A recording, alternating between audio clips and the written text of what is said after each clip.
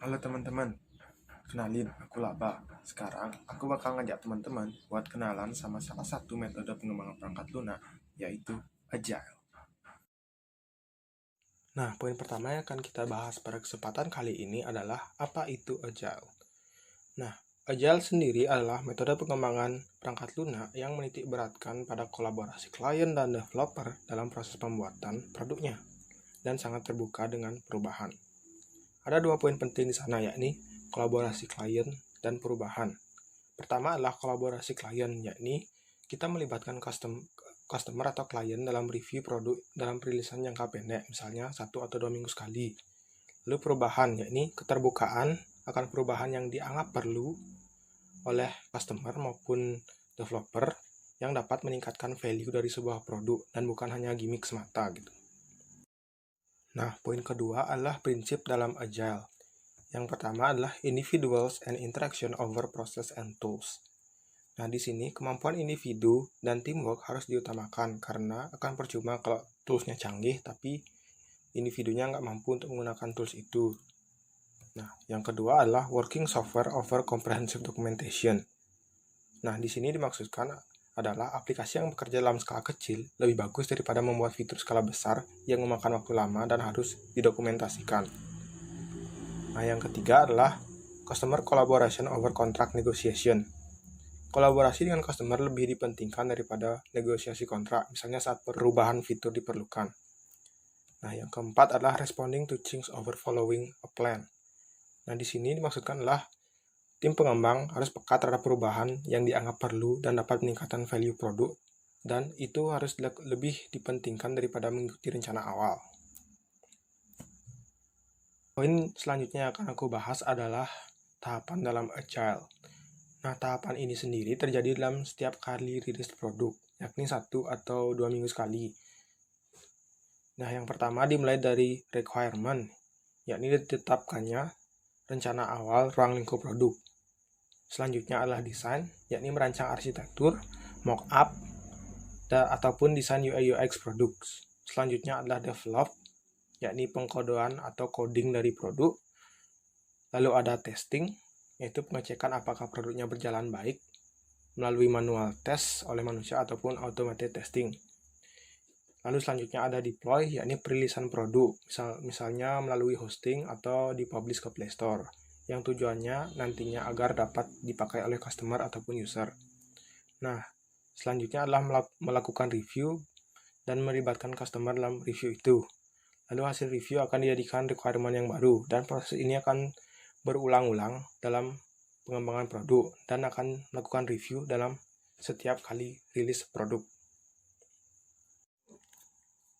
Nah, kali ini aku akan coba bahas sebuah contoh studi kasus yang akan membandingkan bagaimana sih kalau sebuah developing dilakukan secara tradisional dan yang satunya lagi menggunakan Agile. Di sini adalah customer ingin meminta sebuah alat transportasi. Nah, yang pertama adalah penyelesaian studi kasus dengan cara pengembangan tradisional. Nah, pada pengembangan tradisional biasanya akan bertahap dari planning, design, develop, test, dan deploy dalam satu kali proses atau satu kali jalan gitu, nggak berulang-ulang. Dan dikerjakan per fitur, sehingga dalam perkembangannya customer sulit mengerti progres produk yang dikembangkan. Misalnya, dalam plan awal kita akan merencanakan untuk membuat sebuah mobil. Yang pertama, kita akan membuat rodanya terlebih dahulu. Di sini user akan bingung karena user nggak akan tahu itu gunanya buat apa nantinya. Kalaupun tahu, itu bakal sangat sulit untuk user membayangkan produknya akan jadi seperti apa. Lalu kita isi papan nih buat ngubungin 4 roda gitu misalkan. Di sini user masih kebingungan. Itu gimana cara makainya dan gimana itu bakal digunakan sebagai alat transportasi. Nah, selanjutnya kita akan membangun rancangan dari kerangka mobilnya. Nah, di sini user mungkin lebih bingung lagi karena roda yang kemarin dibuat tuh nggak ada. Dan sekarang ada rangka baja muncul gitu misalnya. Dan user juga bakal kesulitan untuk menebak itu gunanya buat apa gitu. Nah, selanjutnya adalah produk yang sudah jadi. Dari perancangan awal sampai pengerjaan produk jadi, itu user memiliki bayangan yang sangat minim tentang bagaimana produk itu akan selesai. Dan di sini sangat sulit untuk memastikan bahwa user itu puas dengan produk yang kita bangun. Sehingga nantinya itu bakal sangat sulit jika user sendiri tidak puas dan ingin melakukan perubahan dalam produk tersebut. Itu akan memerlukan waktu dan tenaga yang sangat besar. Nah, selanjutnya adalah penyelesaian studi kasus menggunakan contoh pengembangan Agile. Pada pengembangan Agile, tahapan pada proses Agile akan diulang setiap rilis produk dan biasanya produk dirilis bertahap dari skala kecil ke skala yang lebih besar, sehingga customer dapat lebih mengerti tentang progres produk yang dikembangkan. Nah, misalnya pada tahap awal kita merilis sebuah skateboard. Di sini customer belum tentu puas dengan produk yang kita hasilkan, karena masih susah dikendalikan saat menggunakan alat transportasi ini. Nah, misalnya pada tahap 2, kita merilis sebuah skuter, di mana kita meningkatkan dari skateboard menjadi skuter dengan menambahkan alat kendali, yaitu stang. Selanjutnya, user kembali memberi review. Di sini user mengatakan bahwa mereka cepat kelelahan karena harus menggunakan alat transportasinya sambil berdiri. Nah, pada rilis ketiga, kita memberikan sebuah produk berupa sepeda dengan menambahkan tempat duduk pada skuter tersebut dan menambahkan pedal agar lebih mudah digunakan. Di sini ada beberapa user memberikan masukan bahwa mereka cepat lelah ketika menggunakan sepeda.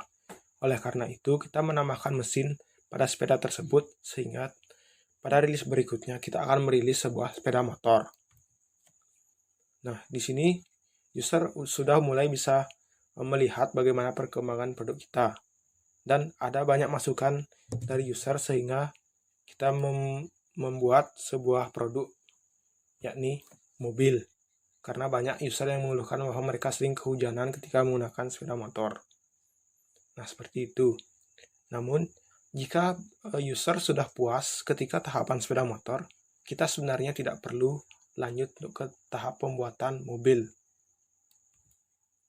Nah, jadi seperti itu perbedaan bagaimana contoh pengembangan menggunakan metode tradisional dan pengembangan menggunakan metode agile pada studi kasus ketika user atau customer meminta untuk membuatkan sebuah alat transportasi.